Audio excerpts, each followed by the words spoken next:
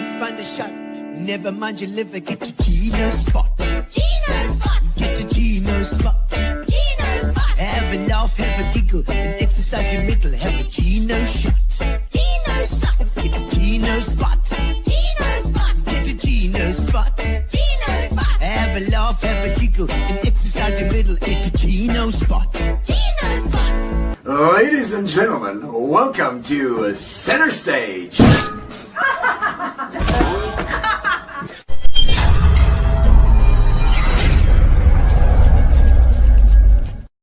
And welcome, ladies and gentlemen, to Gino Spot. Fantastic to have you here. It's a Monday night, not normally on a Monday. You know, we don't normally do a Monday, but we're doing this special because we've got a Johnny Goldberg in studio, and we're gonna chat to him.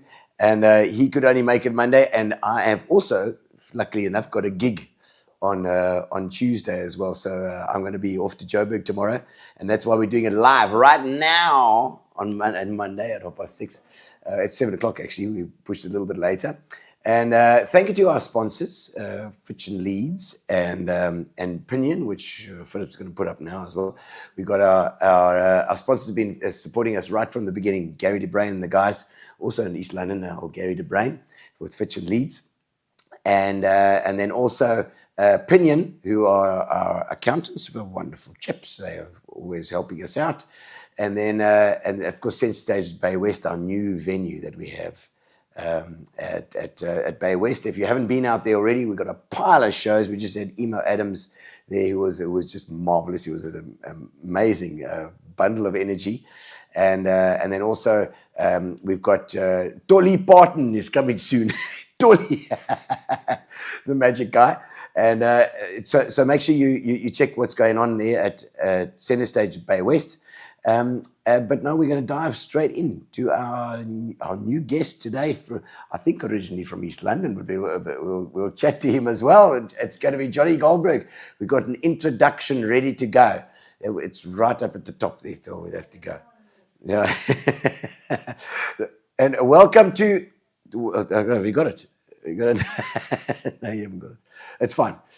Johnny Goldberg, welcome to the show. Fantastic to have you on. I know we got you in straight from the airport today.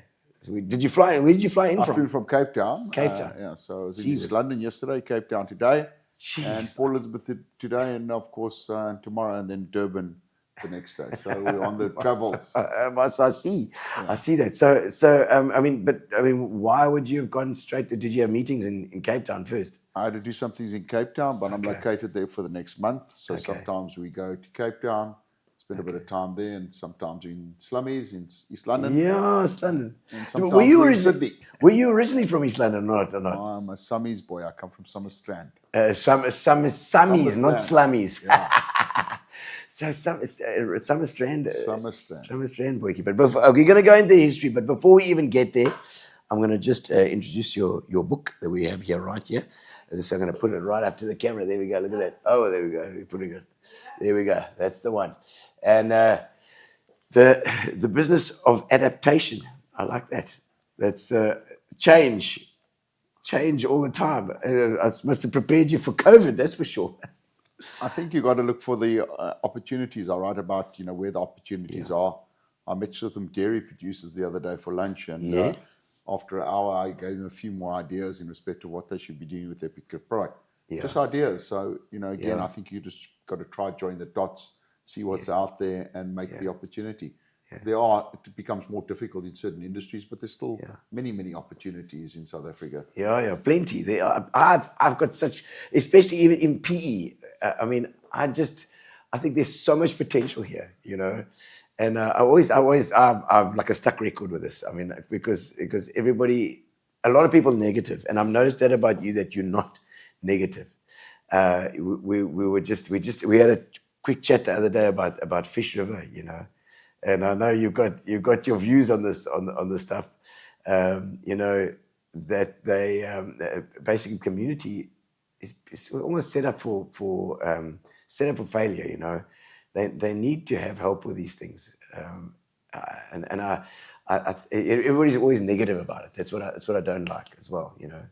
It's like, oh, fish, drive for Fish River. There was this whole thing, drone went over the top and had a look at it, and it's, I don't know what if you want to share your views on this stuff. Well, I think you've got to go back as to the history of why the Fish River hotel ended up like that. And I think that's, no one else is prepared to do that. Everyone just says, well, if you'd given me that hotel as it was, I wouldn't be able to run the golf course because that was costing R1 million a month. Wow. So effectively, where's the viability of taking that over with, I think, some 80 odd rooms? Yeah. Very difficult. It's not on the beach. It's in the middle of anywhere. And of course, that site was a casino site. So it was a wonderful casino. When we were young, Gino. Yes, we used to go out on the bus. And then it was vibrant because, of course, the casino paid for the golf course. People paid the golf course. And, of course, but to my mind, it wasn't viable in that venture. Of course, what also happened at the same time, so call it 20 years ago, everyone had a second property. Yeah. But in the last 10 years, people can't afford second property. So everyone had a second property. And maybe as a development to a second property, like a Kenton, like a Cape St. Francis or a Plet, you could have done something there. Yeah. But those times are over in respect of second property. So it would require a huge amount of money to reconvert that into, say, a village. It's nearly 50 k's away from Port Alfred, the closest hospital. So you'd have to put a lot of services in. Yeah. So I think that it's a little bit more complex than just saying, well, the community carried away brick by brick. I think the community would love, and I've well worked with that community for 20 years because of my involvement in Pequeni. Pequeni was also a casino at one stage, huh? So it was part of that group. Yeah. It was run by that group. And remember, those two hotels were part of the license arrangement for the PE casino. So they were all linked. Yes. But I mean, I've worked with those communities and they've been our employees for many, many years. And we've only had great service from those communities. So it's the staff is just beautiful in Pequeni. Because we were at Pequeni, was it yesterday, day before yesterday? Day before yesterday. And it's just such a beautiful place. Colin Whitehead there, who's also been on the show, by the way. We also had him on. And he's just such a lovely guy. Such a hard worker, my word, He just gets his hands dirty and goes for it. And I mean, he's just project managed himself, 40 brand new rooms overlooking the ocean. So it's going to be, to my mind, I don't think another hotel on the coast from Durban down to Cape Town has 40 rooms overlooking the sea like that does. Yeah. And Colin did that himself, He's a self-project man. Guy. And the construction he's put up there specifically, civil engineers and engineers have looked at it and said it's just world-class. So we created a world-class facility. Of course, the challenge is in the middle of nowhere, but you've got to attract people. That's why we put up the paddle courts. That's why we think we have the best food in the region. You do. It's amazing. Not very good for those dieters or those people who don't. The desserts seem to be the most popular thing. Yes. But I think, again, what's the opportunity? He went in there. I was obviously an investor, but I went in only with operational partners. So connecting the dots is saying, well, you partner with someone who can actually run something properly. He's a chef by trade. Sort out the food first thing. In the good old days, we used to have 200-300 people for Sunday lunch because effectively the food was good. He had converted that. And of course, people will repeat where the service is good and there are things to do. So, people want to be entertained. I mean, the thing about Pequeni is that it's a family venue. It's a family hotel. It's like, it's got the elements that you need for all the kids. You don't even see the kids. If you've got young children or like teenagers, they're gone. You can enjoy yourself because especially meal times. Legend has it that it's got the best New Year's party in the country. That's Well, the best entertainment surely at New Year's. It's incredible. And I mean, Colin's booked me there for the next 20 years, I think, and I absolutely love it. Every year we go up, and I actually take the family as well. We spend a few days. And we just got to know the place so well. It's the most beautiful. And I know that you guys with GBS have been there for your year-end functions and your birthday parties and things as well. Correct. I've married. We were both my sons' weddings were there. Actually, both their bar mitzvahs were there when they were 13. Both my weddings were there. I've had my 50th there. I can't remember what else I had after 50. I forgot. But I think I had my 60th there. It might have been a 60th. I don't think you're even there yet, Johnny. So... we had Linda's 50th there too. Yes. There was some drama there between some intermarried couples, but we won't speak about that on it. Well, you know, Some guest baby. a big swingers party out there. I was very worried about that when I saw you in that coat. You know, I don't know, I thought I saw, what is it, a barrister? It's like it's got it's a tailed coat, and I thought, well, that's the closest to a judge I can get, and you're into labor law, you know, so I thought there's some sort of vague tie in there. Well, I'm very worried about these parties. You know, in February, I spent 3 days with Richard Branson, who's Island Necker. Yes. And he invited us to a pajama party. There were only 20 of us from around the world.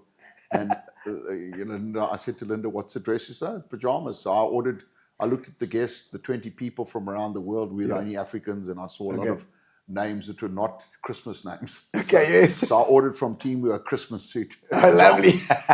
But unfortunately, Linda forgot to tell me it was actually animal print pajamas. Oh, so dear. I'm the only oak who walked in there with Christmas pajamas. But again, you know, Richard took special interest in me and myself because he loves South Africa so much. And Tell me about that. How did that all come about? well, we Richard belong Branson? to an organization called YPO for the last 25 years, and they organize the best events in the world. Okay. Just to make you a little jealous, we've been to 3 Grammy live performances. Oh, wow. You know, seen Don Henley and Damn you. Don Henley. Music here. The Eagles. Yeah, and then Aretha Franklin the one year, and then Bob Dylan the other year. Because before Grammys, they have a fundraiser called Music Care, so we always used to go to that too. And in that Music Care, they honor and collect money for musos who are battling. Yeah, it's a fantastic passion initiative. But we just, again, through YPO, we managed to go there. So there was opportunity, 20 business people around the world. Wow. I grabbed it with 2 hands. I wanted to write my book and give it to Richard. Yes. So I only finished the book to give it to Richard Branson. Yeah. And Linda said I was absolutely mad. She just thought, you know, shame the poor woman. She thinks I'm crazy. But you know, you gotta aspire. And that's what I was talking about in the book. You got to push. You got to look for the angle. Don't give up. So I was going to give it. I gave it to him at the pajama party. And that evening when I got back, he sent me his book. He said, "Love from Richard to Linda and Johnny." And the book's like 3 times thicker than mine. So I thought he's telling me this. I was right about more. So it's a competition, Johnny. Yeah. It's not a And competition. then the title of his book is Losing My Virginity. So clearly my title's not as exciting. Oh, no. Yeah. Business of adaptation. And it's connecting the dots of entrepreneurial success in changing times. But it's essential for anybody that's been an entrepreneur. And I think in this country now, we have to be entrepreneurial. You know, our children. We've done everything. I mean, we've farmed even pythons. I came to with a python farm adventure, so we invested in the python farm. We've had a limo business. We've had chocker boats. We've had everything. We've done virtually anything. Goat farming, which was a very bad operation. Bad one. Farming and me. What was the worst one? What was the worst? I think the pythons were just the worst. I could have told you that.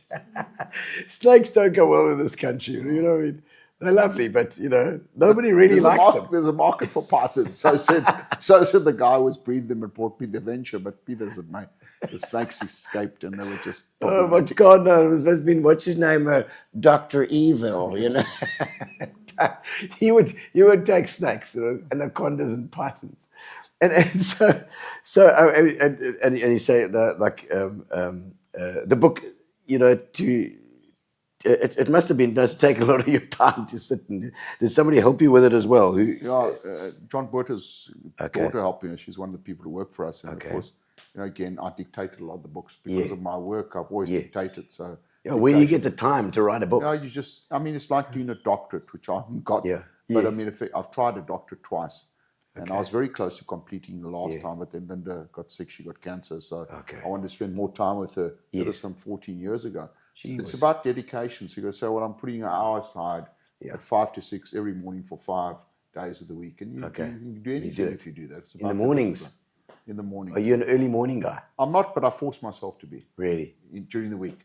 Saturday's my best day because there's no pressure for Monday. Yes. On the Sunday, and just effectively, I try to free up my Saturday. You chill on a Saturday. So I don't want to wake up with lots to do on a Saturday.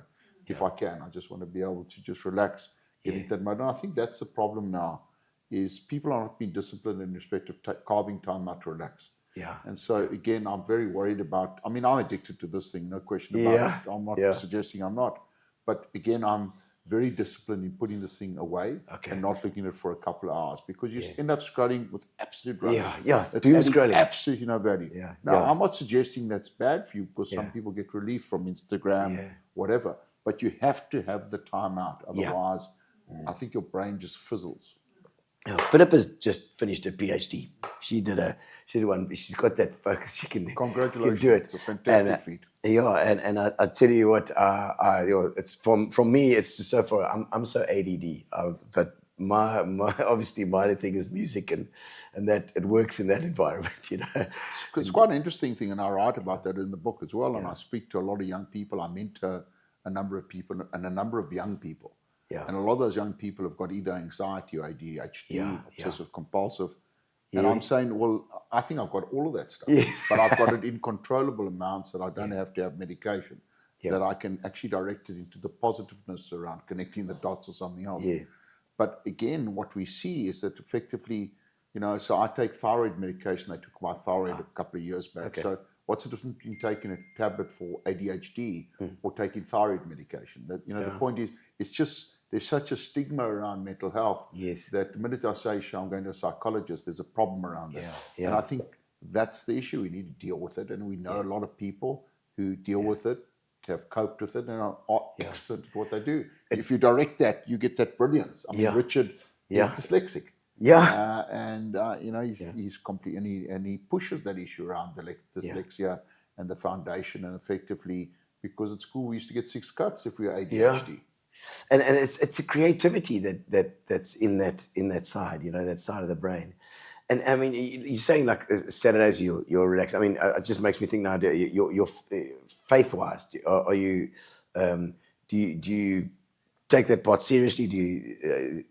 I'm a very deep spiritual person. So effectively, I'm a multi-denominational I'm obviously with the surname like Goldberg. I'm not Roman Catholic. But I was.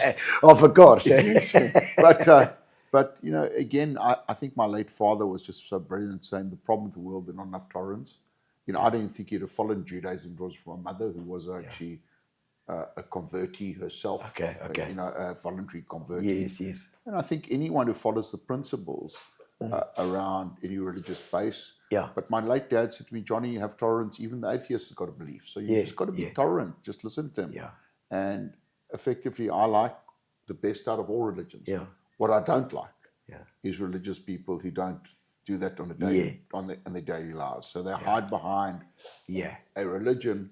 And I truly don't believe that you can really just, you can do whatever you want to. And then if you convert to whatever religion, you're forgiven. I think I think you've got to atone for your sins. And you can't. Being in law, I would imagine, yes. No, but I think that's, so my religious belief is a much greater belief. So in other words, I truly believe that, everyone should have their place under the sun. And religion, there's so much good stuff in all these religions. It gives you a base, all of them, a moral base to work from, all of them. All of them. Yeah. So I've prayed in mosques, I've prayed in churches, I've prayed in synagogues, I've prayed on river banks, I've prayed with the Pope. I'm saying I have no issue as to where and how you want to get there. You also surf, which is so, in a way, so spiritual out there in the waves. I just find you're sitting out there on your longboard or whatever, and you're just bobbing up and down, and there's no cell phone, there's nothing there. It is a spiritual experience as well, Yeah, and I think a lot of surfers are spiritual. So effectively, they're very connected to the ocean, very, very environmental friendly, most of the surfers we know.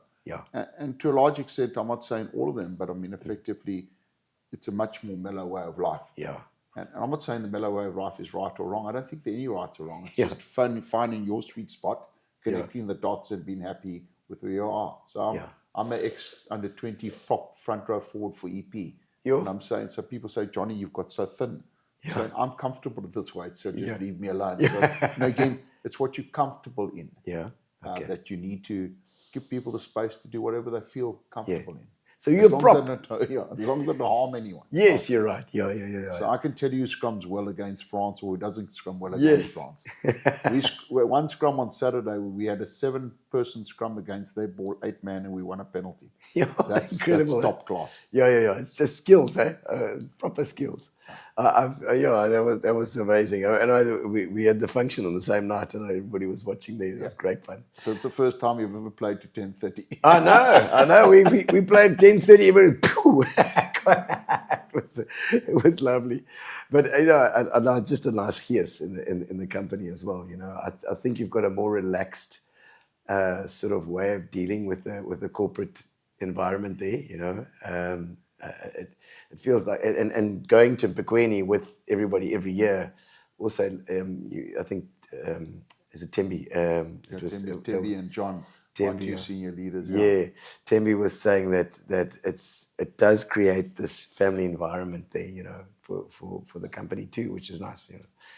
And it must be high pressure. I mean, it's because you're the National Bargaining Council as well. I do a lot of the national bargaining stuff in the country, and I'm saying I do a lot of the negotiations on behalf of employers at NEDLAC.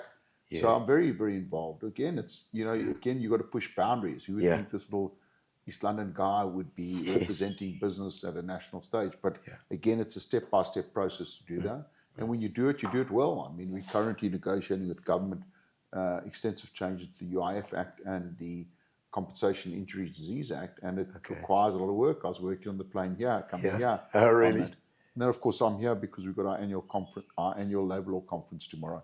And I think we run the biggest labour law conference in the country. So currently, we've got well over 650 delegates attending that conference worldwide. And we're proud. We built it up over a number of good years, delivering to HR practitioners and managers quality stuff that can take back to their workplaces and actually make a difference. Because labour law is not that difficult. I think you just got to simplify it. I think we overcomplicate it. And, to truly, I think if a person's not performing, there's a process. And if they still don't perform, they're gone. And there's no CCMA or bargaining council arbitrator that's going to decide against you. Where you do lose, where you're not consistent and you don't take the preventative steps. Yes. Yeah. I had some mates in America. And I think the whole labour law process is completely different there. It's really quite harsh. Very harsh. Okay? I mean, I think in South Africa we've got the right way of doing things. There's a protection for the workers as well. Whereas in America, it sounds like you can just fire anybody anytime. I think there's a balance, and I think in terms of law and all the legislation, one's just pretty careful we don't over-legislate, because what happened in South Africa, we've got two economies. One where people comply, like the Volkswagens, the Isuzus, all these, the Continentals, all these big companies comply, and you've got a whole range, and the Spars and the Checkers and the Pick and Pays, and then you've got a whole range of non-compliant entities. And that's the big problem. So effectively, we've got to get compliance right, or else it will unravel. And I think we've got to be careful. If we want to attract investment, I was speaking to the call center guys today, actually in Cape Town. That's why I was there.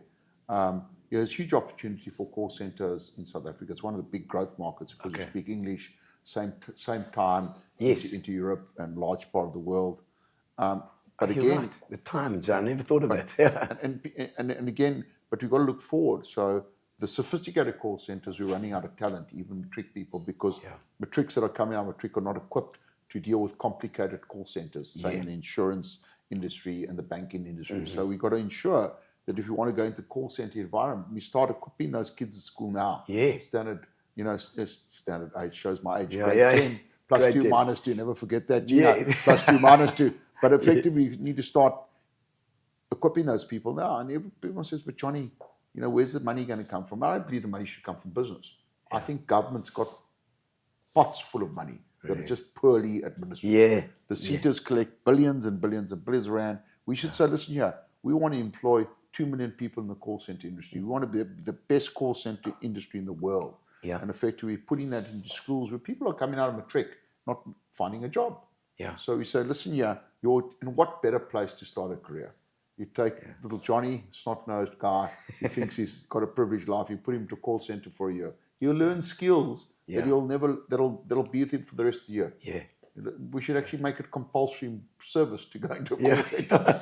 It's a good skills learning. But I'm saying that's where the opportunity is in South Africa. I don't think it's in big industrial spaces anymore. I think that's too competitive. And worldwide, we've got too much production capacity. And we see China is very, very competitive in that space. But I think we've got to see where's the opportunity. I think the opportunity is in call centers. Yeah. And if that's a career, then we need to push people into that career right from the school. So at least they come out, can do something for a year or two, and that's a stepping stone. Remember, for a lot of the youth that I come across the whole spectrum now, one of the big issues is confidence. Yeah. And again, if you're sitting there without a job, you keep on being rejected, then you just lose your self-confidence, your self-worth. And that's a big problem we need to cater for. And we've got multiple schemes in South Africa. The real question is which ones are working, which ones are failing. 80% of them are not working for the money we spend. When you take the 20% and build up them, but jettison the stuff that's not jettison the stuff that's corrupt and too administrative intent. And channel it to the areas where the money where it should be should be spent. Okay, so let's delve into the history here. PE, so Summer Strandboykie.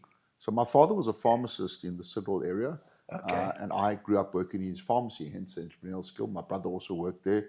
He's also an entrepreneur. He lives in Port Elizabeth. We both went down the law route. He worked as a criminal lawyer here for many years in Goldberg de Villiers, then his own practice. Because we had a uncle, Manny Goldberg, who was a famous lawyer in this town in Port Elizabeth. So Goldberg de Villiers, So we grew up with Manny, and my dad was the younger brher. So was he the dangerous uncle? Was he the one that was always fun? Yeah, he's a great guy, man. He was a he used to play poker with his mates. He used to have horse breeding stud. He used to go to the races every Wednesday and Saturday, smoke large cigars and really have fun. But he was a great guy, very clever guy. But he used to incorporate into everything. I suppose that was the really spark for us to do a law degree. And again, it's interesting in the debate I had with one of the executives in the call center industry today. I think in my culture and in a lot of the cultures we grew up in, you're going to get an education beyond matric. There was not even a talk about that. So I write in the book saying I had to write matric twice to get a university pass. And one of my mates, who's deceased now, Paul Mark Trow, he fought cancer for so many years. One of my best friends, he died about 5 months ago. Also comes from our background. He said, Johnny, when he read the book before I'd launched it, he said, Johnny, hey, you must take it out. It's not good for you. I said, it's very good to tell people that even if you don't do well in matric the first time, go back and get a better matric, and it'll create opportunity. Absolutely. So, I managed to then get distinctions and cum laude degrees and effectively become the top student because I got interested in it, redirected that ADHD that I had at school into something else. And that's exactly what you've got to do. And again, confidence is a slow building process. I couldn't public speak when I did my master's in business administration. MBA, after Army, Colin de Villiers, who's also here in this town, great mate of mine. We went to do our MBAs full time at the University of Stellenbosch Business School. And effectively, we did it in a year. But I was petrified to speak in front of my class, 25 people.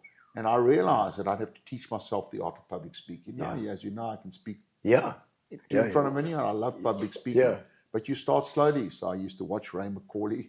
Oh, really? He was a good speaker. I went to one or two Eugene to Blanche rallies because he was a great speaker. He used to stand in the back, petrified with the dogs and the SWAT stickers, which clearly, historically was not very good for me. But the point is, we went to listen to these orators, and again, that's what you do. So you just build confidence. You can't say that at 20 or 30, I'm not going to be a public speaker. I'm scared of doing that, so you never do it because it cuts out so many opportunities. Of course, it does. And that confidence thing, it's so important that the youngsters have something that they can hang on to. That's like you probably had rugby at school as well. Then you say you were under 20. So I was a good rugby player. And that was where I started to build my confidence, squeezed everything I could out of that. Where were you at school? At Grey? And I was at Kingswood College. They shipped me out of PE. Okay. I was a troublemaker, so they shipped me out there quickly. And junior school? I was at St. George's. St. George's. My dad was at Kingswood. He was shipped out of Janssenville. His dad was the hotelier in Janssenville. Wow. And he was shipped into Kingswood. My understanding is he got expelled because the school teacher slapped him with a ruler across his hand, and he slapped her back. so he standard 2, then grade 4. He got shipped off to Jack Slater was then the Springbok rugby player was in there. So obviously a connection of my grandfather, and that's how I ended up in Kingswood. So we were shipped off there. The minute we gave my mother trouble, and my mother was a very strong lady. Was she strict? She was a strong lady. She was a feminist. She taught us that women and men are equal right from the beginning. There was no doubt about that. So I've never had a problem with that concept. Actually, it irritates me because I say the following: any person who doesn't use women and men is only using half their brain. Yeah, of course. So if you're a community that doesn't recognize women as equal, you're only using half the potential. Yeah, of course. It makes financial sense. It makes moral sense. Everything. So and then after school. Okay, so you're obviously playing rugby at school as well. Got into that So I came EP here to as well. University of Port Elizabeth. Then I mean, from 10 years of boarding school, I moved back in home into South Australia with my folks. So for 5 years, I stayed there. Save a bit of money. And it was just nice to spend the time with my parents. I worked every weekend in my dad's pharmacy, worked alongside him, spent the time, which I did in junior school and in my school holidays. I played rugby in my school holidays for Crusaders. Because my dad had a connection there. You know, my dad had a connection everywhere. Yeah. So similar to me, I'm very open and talk and make. I like joining the dots. Yeah. And so that's where I played my rugby on holidays from Kingswood. And you were quite big. I was a lot bigger. Yeah. Like about 100 kilos. 120. I've got that Ukrainian neck, so it does help. That big one for the vodka. My soul. And then, but labor law, I mean, when did that start? Because I've just done Rob Niemann's retirement, actually. You know, Rob, I'm sure. And also his life of labor law, you know. I mean, it's an amazing story, and that's about joining the docs and flexibility. So I ended up I always wanted to go to the Transkei because I knew, you know, I'd been going to Coffee Bay with my mate Mark Trow and his family since I was in junior school. Did they have a place there? They had a place in Coffee Bay. His dad was the hotelier at Kwanduli. And so I saw that this was a really good place to do business. So I said, I'm going to the Transkei. When I finished my MBA, I'm off there. And I went there and I took a job in a financial services company, Inum Tata. They gave me the Transkei region to run. And they used to do financial concessions. So that's where I started, financial concessions. Remember, I'd done an MBA and I studied accounts. And so I understood how to do financial modeling. And I went into financial services in terms of helping companies claim their industrial concessions. But the opportunity was I met all those Transkei industrialists. So they could get tax relief from that and stuff. Direct cash relief. And then in 1990, you know, as things happened, labor was banned in the Transkei and Ciskei. There was a very, very low minimum wage, and that just exploded as we were running up the 95 election in 1990. So my good friend, who's a great friend of mine today, Willie Gauss, also one of my best friends, great business partner of mine, he was running was a part owner in an exhaust factory that supplied to Mercedes-Benz out of Butterworth to Mercedes-Benz. And they said, Johnny, you're a lawyer. You're coming to the first negotiation with NOV knocking the door. He'd hired a labor lawyer from Joburg. And the labor lawyer opened his briefcase. In his briefcase was a Uzi machine gun.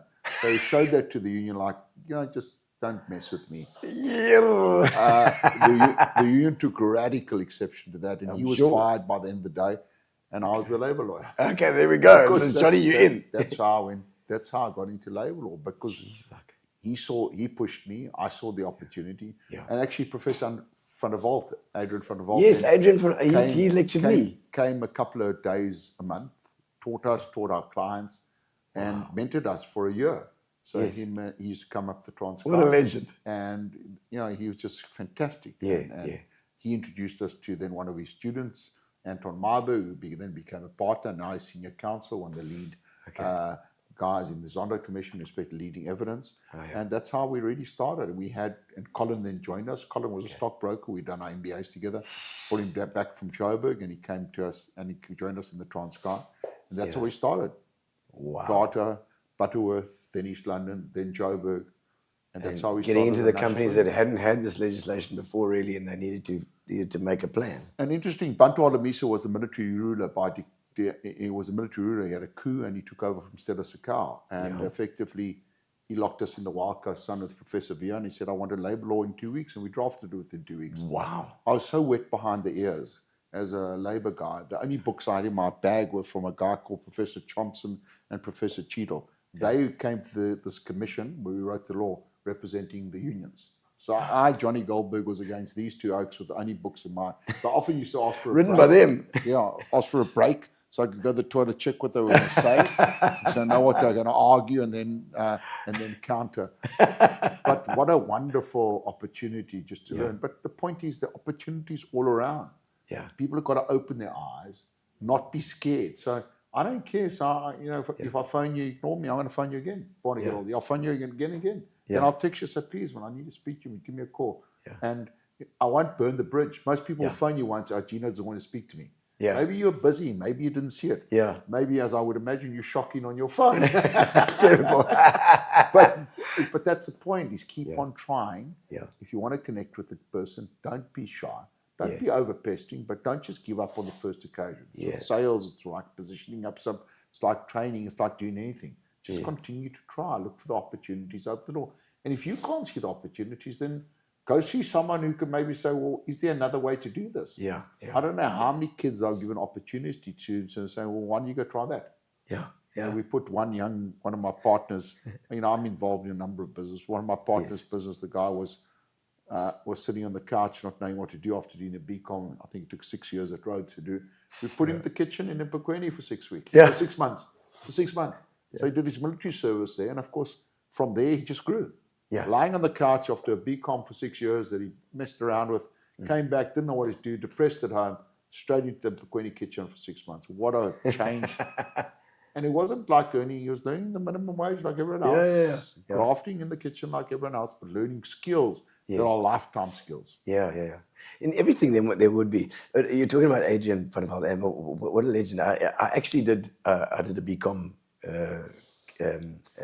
and I finished with a BA eventually, but I did the first 2 years of BCom, and I did a labor, it was, what is it, W, I can't remember the code. It was WR1 or something. I can't remember. 6-month course. And he made me interested in labor law, like literally basic conditions of employment, the whole thing. We had this, he made it interesting, even for someone like me who was a musician. You know what I mean? So is he retired now as well? Yeah, he's retired. Retired. No, he was such a legend guy. We sat on some national commissions together, Employment Services Board. I sit on the National Minimum Wage Commission.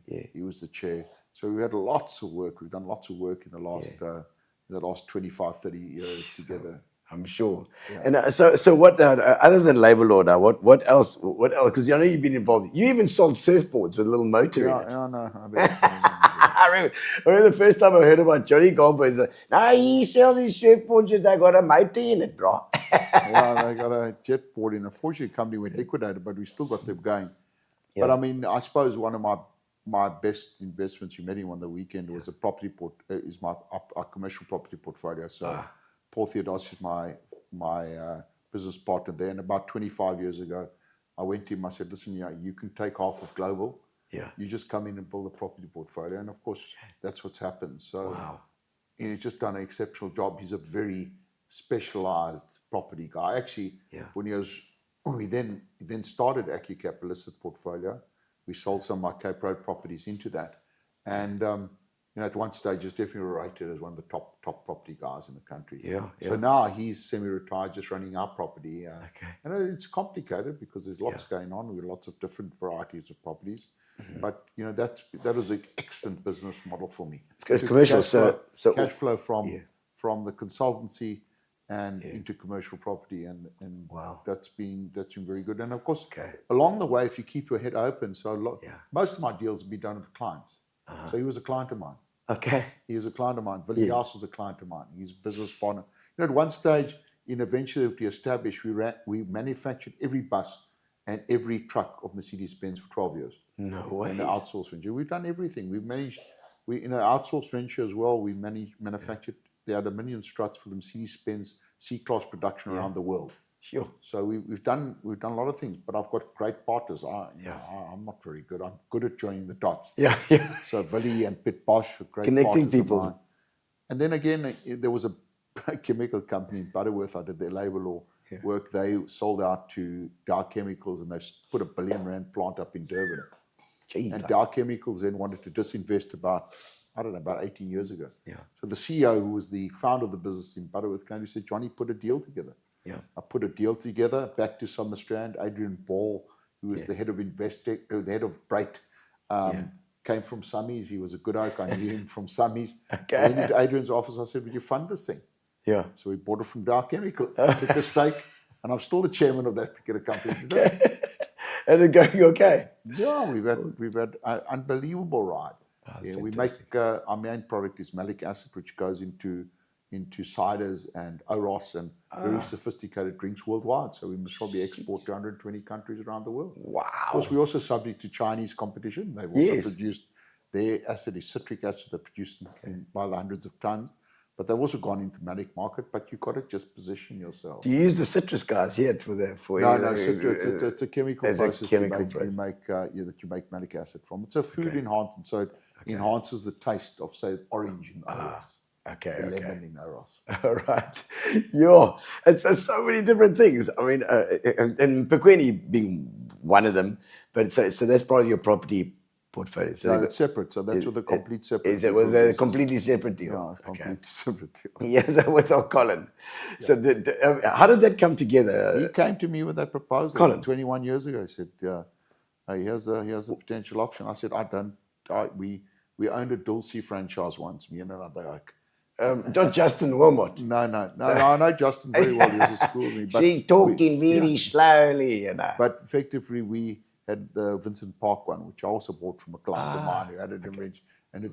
But I just hated the business. I was in operation involved, but one salad, 25 Rand, could ruin your reputation. So I said, no more farming, definitely no more snake farming or goat farming. I was also in goat farming as well.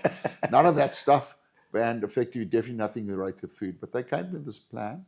Looked at it, negotiated a bit, the red sheet. That's what happened.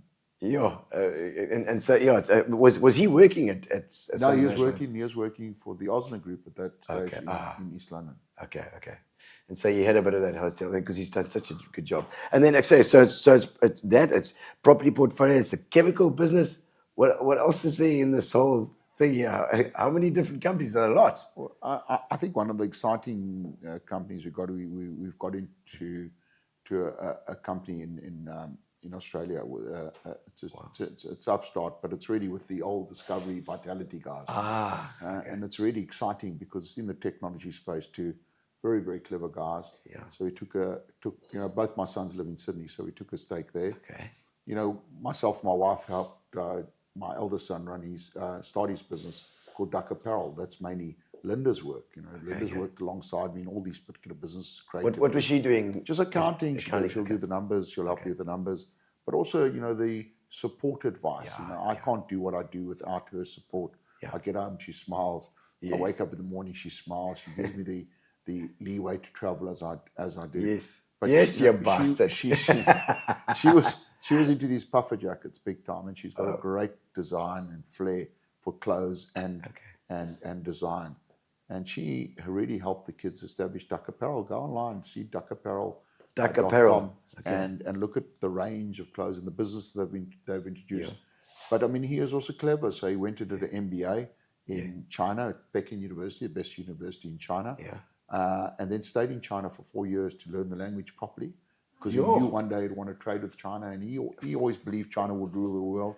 So his move to Australia was really the proximity to China and to be able to utilize that. So they have that online business in New Zealand, Australia, and South Africa. And this sort of, is it a Vitality kind of thing for medical aids? So the Vitality guys, it's a technology company. We're effectively we're rolling out early detection for diseases in pharmacies. So now technology-wise, you can do a glaucoma test with a headset, early detection. You can do early onset of dementia with a headset. Yeah. You can do concussion testing with a headset, and then of course all the other blood tests for early detection. And again, that's what we're rolling out to the pharmacies in Australia at the moment. So we took investment there. But I'm also the chairman of Invest NFB. It's definitely the biggest wealth management company in the Eastern Cape. And we listed that, and we did listed it. Okay. And I think I'm doing something for them in a couple of weeks' time. They're great guys. Yeah. They've done, again, under the radar, great guys, great investment strategy for wealth investment. And it just works with my philosophy in respect of investments. And investments, like everything else in life, is about discipline. The startups and or just when there's investment companies, I mean, what do they specialize in? Is it what So are their they? main thing is wealth investments, so local and offshore investments. But I mean, they've started a number of divisions like a finance division, Equities. equities in respect to the investment and stockbroking firm that they do own. But also, we've started a finance division and also taken stakes and bought acquisition in companies like not me, but the companies. Like startups. Salt manufacturing. Not only startups, actually established businesses that need cash and need a new particular partner. So they've just bought a stake in an ambulance business and a salt manufacturing business in the Western Cape. So that's also exciting to see that business evolve and develop. So I've been very, very blessed to be involved in so many things. Maybe because I'm so open to all things. I know you are. My eldest son says, my success, I don't think I'm successful, but my relative success, small success, is based on I'm very practical in respect to my approach. I'm not the cleverest oak in the pursuit, but I can wake up and fight and be fit and fight to battle streetwise. People. I think streetwise, it's like you know how to negotiate, you know how to get things done. Basically, if something needs to be done, do it. I don't know if sometimes there's this with decisions that if you hold back too much, and I'm guilty of myself as well. You need to take a bit of a risk. Are you would you describe yourself as a risk taker? No, I'm not a risk taker. And Linda's been very good in the business in terms of very conservative. Okay. And I'm more open and will go down more ventures. But I mean, I'm definitely not a risk taker. Yeah. But I'm prepared to let specialists look at other things and other alternatives for me. So it's about who you pair with. So let's assume that you're not a very good guy for making a definitive decision. Then partner with someone who can make the decision. Yeah, it's all about partnership. Remember, after 25, you've got a certain personality. It's quite difficult to change. Yes. So you recognize where your strengths and weaknesses are, and you partner up with people who are excellent at it. Well, what would you say if you had to try want to change something about yourself? What do you see as your faults? Maybe I do too much, and I do drive a hard bargain. So effectively, in terms of performance, so I don't really tolerate underperformance in our business. We're in the service industry, so effectively, all my emails would have been replied to by the time I go to bed tonight. Okay. All my phone calls have been returned. How busy as I am, so that produces success. People like you to be active, and maybe sometimes I'm too direct. I'm giving a CEO some advice, and I really got very cross with him because he did the opposite to what I told him on Friday. So I really used some strong vocabulary, and I said, if you really want me to help you, then you need to listen to me because I know what I'm talking. Because yes, you're irritating me, but you're really hurting yourself. And I think that's I suppose maybe I am too direct. I am also learning. I'm evolving. So I used to be a much more direct, really, as a younger CEO or as a young executive. And I'm saying, I think there are two ways to approach things. So I can tell you to fly off directly, or I can find a way to make you feel good about flying off. And I think I've learned that much better. But I mean, I do. I'm a front row forward. So, So See, I like to engage. Yes, that's I don't like the shit about pause, engage. I like to engage. Just straight away.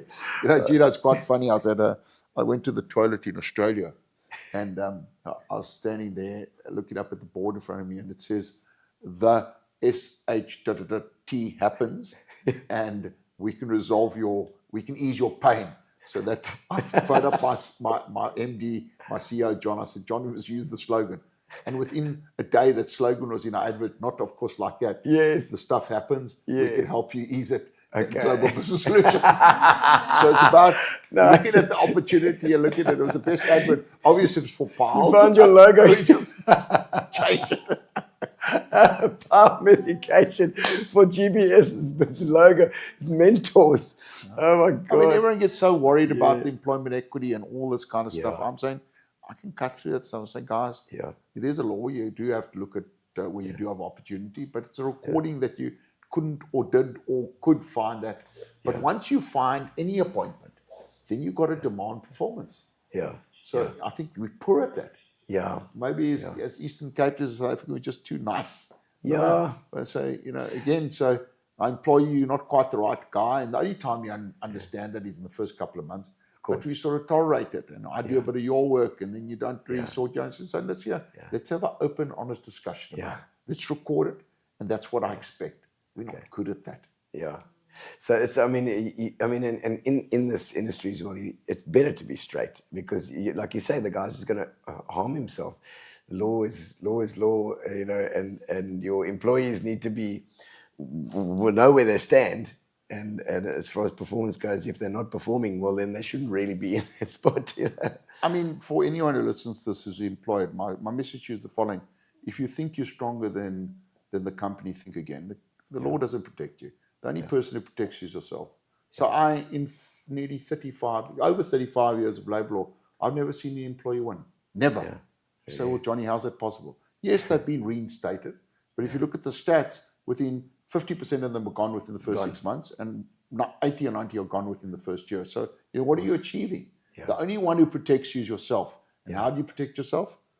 Proper performance and proper corporate governance. So if the rule book says do that, then do that. Yeah. And again, I mentor a couple of people like FDs and MDs, but I'm mentoring FD at the moment. And she gets very cross with her CEO. I'm saying, well, you're not the CEO.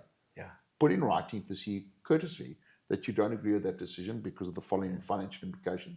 He must make the decision and fall by that decision.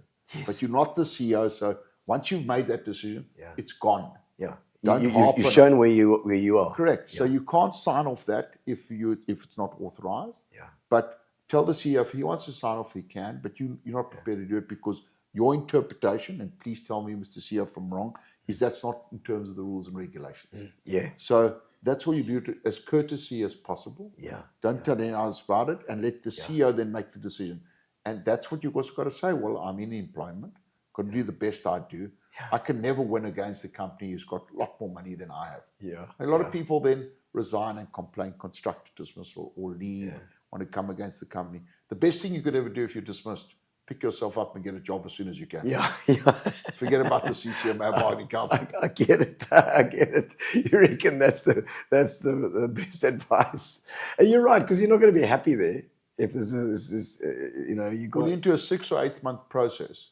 Yeah. Where you could lose, and your next 6 to 8 month process is focusing on this case that's going on, and what you might get compensation 3 or 4 months, or might be reinstated in the company organization doesn't really want you. Yeah. Yeah, So you pick yourself up, go find a job, even starting as a simple job, build yourself up again and say, well, I think on reflection, I think my biggest strength is reflection. I reflect on things, not over reflect, because it'll paralyze you. Yeah. And I must probably am too tough in certain circumstances, but if I am, I will apologize immediately. So listen here, that wasn't right. I was wrong. Yeah, okay. It was the wrong pick. So you're okay to go back. You're not so competitive in that thing, or you're okay to go back on what you said. That I mean, that's the only perfect human being lived many years ago. I'm not him. Not that guy. Not that guy. So we're full of faults. Yeah. You just got to acknowledge the faults. Yeah. I mean, when I write in my book, my favorite line is I don't know where I got it from. I just said, when you go to the toilet in the morning for number 2, we're all the same. Yeah. So I hate this idolization that I'm better than you because the car I drive, the house I live in, what I drink, X champagne or whatever. Yeah. That's all irrelevant rubbish. Well, I think we were talking the other night about that. The CEOs, the manager of the company, the managing directors, that you've got to be aware of the fact that your position gives you the power over those people. They're all going to say they love you. It doesn't matter. You've got to earn their respect properly in order to get their real respect. Otherwise, they're just pandering. They're kissing your ass all day, basically, and because they're getting their paycheck from the fact that they do that. So there's nothing wrong with transactional relationships. Yeah. Okay? But you must know they're transactional. So the question I ask your viewers: how many true mates have you got? Yeah. That are not mates with you to get something out of you. Yeah. If you've got a number that are just friends of yours for the real sake of being friends, then you're lucky. Yes. But a lot of people are saying good things about you because they want something from you. Yeah. That's also cool. But I mean, that's how the world goes round. Yeah. But you've got to realize that. And again, I think that over supporting and over over simulation that you're so good sometimes gives people unrealistic expectation of what themselves. Yes. So you just got to calm down. Yeah. And say, I'm a normal human being like everyone else. Yeah. And I should be respectful to everyone. Yeah. I mean, my greatest business award, and I've been very fortunate to get a number, was the toilet cleaner in Oliver Tambo came across, galloping across. I had my 2 young kids there, maybe they were 8 and 11. And he said, how's it, Johnny, how's it? And my kids said, how do you know the toilet cleaner? I said, well, you get off a flight, you in urgent need to go to the toilet. This guy looks after you, he's cleaned your toilet, he's there. And then you make mates with him. You say, how's it? You treat him like a human being. How are you? How are your family? It's a relationship. And I think that's what I'm most grateful of, that I don't do it all the time, and I've definitely got blind spots. Yes. But most of the time I strive to treat everyone with some dignity and respect. It's good. Okay, so now over and above the work and stuff, how do you chill? How do you relax? Well, I train 5-6 times a week. I was wondering where I'm going to train tonight, maybe at the boardwalk. Okay. The thing. I try to spend as much time with Linda as possible. Yeah. Luckily, we like each other company. Yes. So, we do. How long have you been married? We've been married 36 years, known each other 45. Okay. Been going out for 45. Is it 88 or 80? When was it? Yeah.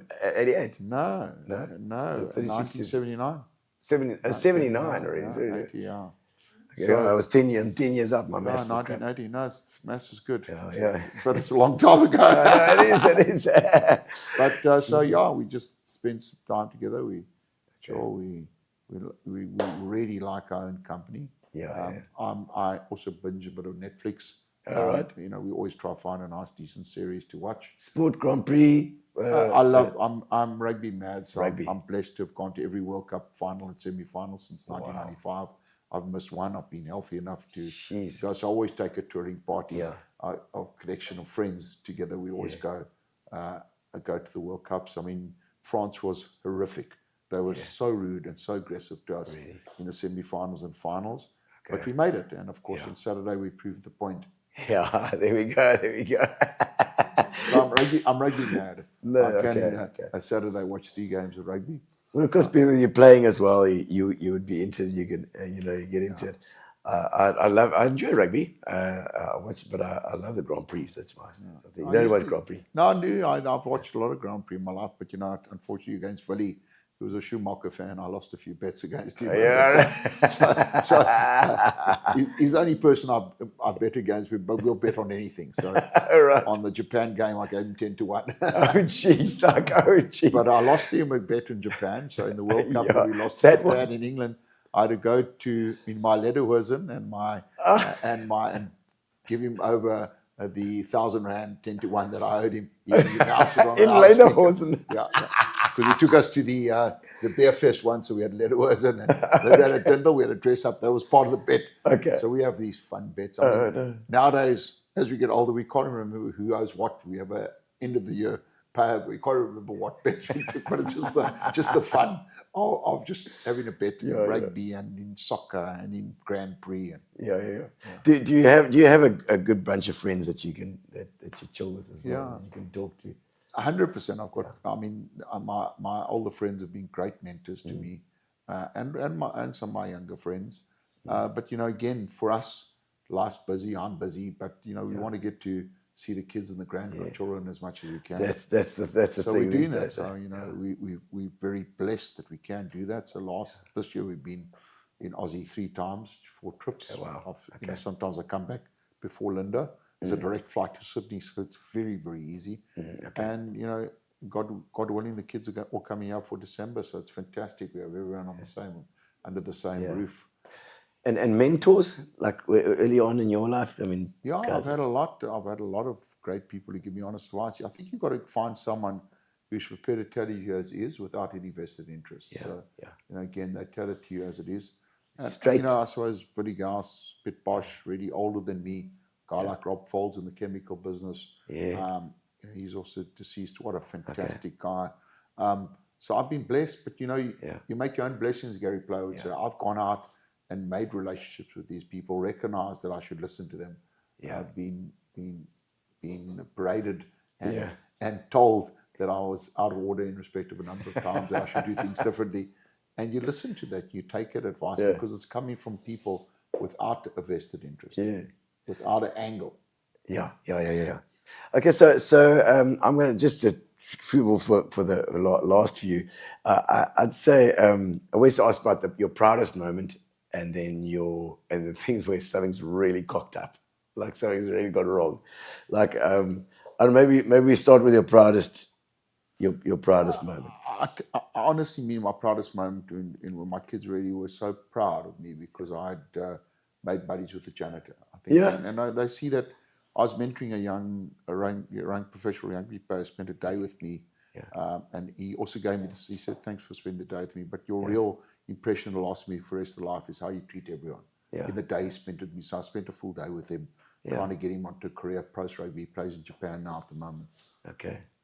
And so where something's really cocked up, like I don't know if it was a early days of doing labor law. I mean, there must have been some strikes. There must have been stuff going on at that time.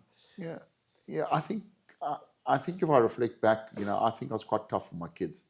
Growing up because I saw some of my pals really lose it when they got too much money too early. They were spoiled too early. So. My kids weren't getting a Sony PlayStation, right? And they had to work So I think if I had it again, I don't know whether I would be the same or not. But effectively, we came from a boarding school environment. And did you do it with your kids as well? Or, I mean, so my kids, I would never send my kids to boarding school. But in I think grade 9, the eldest said he's going to Kingswood. Okay. He's following the footstep. And then, of course, a year later, the little oak just said he's following. He's not staying here. So we would never have sent them to boarding school. So they chose wanted to be with him, so they chose to. Wow. I think the playing field of the school they were at was just too small. And the younger one, of course, was a very good rugby player. And I think if I had to reflect back on it, I'm not, so a lot of people say, well, I should have spent more time with my kids. I think because Linda was so supportive. Sometimes you travel to Joburg for 5 days, fly back Wednesday night for a meal with my family. But on the weekends, I did spend a lot of time with my family. Therefore, I haven't played golf for 20 years. I've done a boys' weekend for 20 years. Because you can't do all of that. You've got to balance it. So, I suppose I reflect back and say, could have been easier. And I suppose the proudest moment I have in respect to that reflection is when I look at my eldest boy with his 2 kids and how him and his wife treat those 2 kids. Their patience without any help in Australia is unbelievable. So, then I sort of balance and maybe we did something right. Yes. Do something. I suppose my if I reflect, I suppose losing your temper or losing your cool is not a good thing. So I reflect back on that. I'm not proud of the time I lost my cool. And I always teach people in negotiation, once you lose your cool, you've lost. Of course, having a big bald head like me, you can see when I get cross. You get the murren. I got red all over. But Johnny, like that, was there a time when sometimes the gods conspire against you? I mean, it's where negotiations have gone wrong, or in that sort of environment. But I mean, the point is, lots of things go wrong. But I just say, okay, the stuff's happened. Yeah, you can say shit. It's fine. The shit's happened. What do you do now? You can't do anything about the shit happens. So we made lots of mistakes. Things happen. So okay, how do you rectify that? Okay. So there are many moments where things went wrong. I mean, we at the Magway plantation, Colin was actually there, and they had surrounded the place with guns going off. You're so strange. Yeah. Were you there as well in the middle? I wasn't in that one, but I was in others where it was really tense. But I mean, it's what it is. That was our job. That was our job. I mean, it must have been tough in the early days as well. Well, I mean, again, You said the guys with the Uzi in his flipping suitcase. Yeah, but I mean, they gave me the opportunity to become a labourer. To labour. They call me. It's quite funny because the joke is in East London they call me Johnny Labour. So they say, Johnny Labour. Johnny Labour. Classic. Oh, let's have a look. There are a couple of comments here. Let's see some guys that are on live. Let's see. Philip Loebscher. The screen's just got there. We go. Sure, Jesse Clegg in the US. How's it? Oh, excellent. I like that. That's And nice to see you again, Jan Buerta. Hello, Jan. Sit here, and I see Ruben Snyders saying, how's it? Nice chat. Thanks, Ruben. Yeah, I think so. I think Johnny's a great flipping guest here. He's got all the answers. I see there's a nice drum kit in the background. Oh, yes, you noticed that. Yes, my little drum kit, this one. I've been doing a bit of playing recently. But Johnny, thank you so much for coming on to do this thing live in the studio. Fantastic to have you here and to take out of your time out of your day. The books there. I don't know if it's available for people to buy or. If they get hold of me, I'll give them a free copy. Excellent. You get a free copy. No problem. Get hold of Johnny Goldberg. He'll give you a copy. He's got a bunch in his boot. He's going to be selling them with the surfboards. Johnny, Gino. Fantastic to have you on. Thank you. And pleasure. thank you Privilege. for joining us. Thanks for all you do for us. No problem, absolutely, and you for our flipping labor. I mean, that's it's on a national level, unbelievable. Continue to fight the good fight. I feel honored to have you in the studio with us, and we are going to be doing this this show tomorrow night. That is Tuesday. So if you're watching on the Tuesday, stick in your comments as well. And next week we're also going to have an early or a later show because I am away on Tuesday as well. So we're going to have to make another story next week, whether it's going to be Monday or Wednesday. I'm not sure, but we'll sort that out. Thank you to our sponsors, Fitch and Leeds, Gary DeBray and the guys, and also to Pinion, who are our accountants, and Amobia for our internet. They are marvelous.